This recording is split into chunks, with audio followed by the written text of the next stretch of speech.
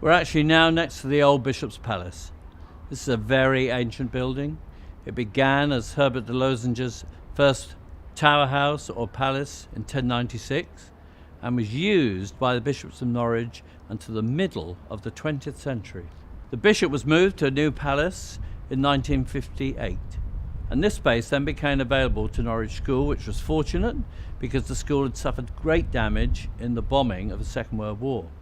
So suddenly the palace became unavailable, and what we've got here is a building that is actually basically a very ancient Norman structure which has been covered with Victorian veneer. It makes good space for the school because it's got teaching blocks in it and also all the library facilities.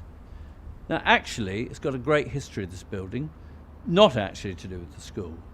When this was the Norman palace, the bishop actually connected by a bridge into the cathedral itself on the first floor, and the lower ground level course had no windows in it because it was actually a defensive tower. You can actually see most of the structure inside of this if you actually know what you're looking for the thick walls and the Norman arches.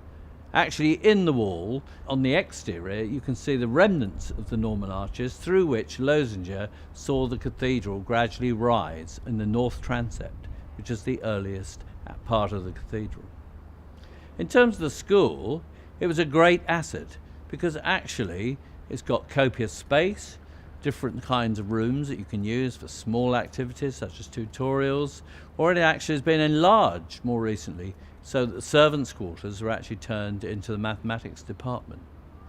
In terms of its actual structure, of course this is actually a flint structure again, there being no building stone in Norwich or Norfolk.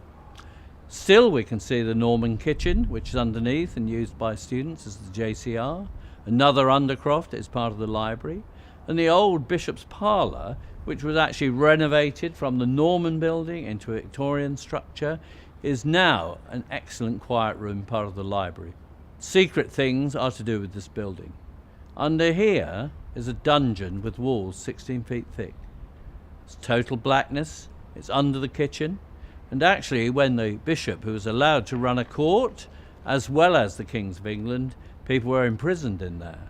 In its most notorious times, Elizabethan times, in the religious wars, when at least 30 people were imprisoned and actually kept in that dungeon, and the next time they saw daylight was when they were let out and put on a cart and dragged to Bishop Bridge, where they were taken over to Lollard's Pit and burnt at the stake. Other people have come here, various kings, Elizabeth I have slept in this palace.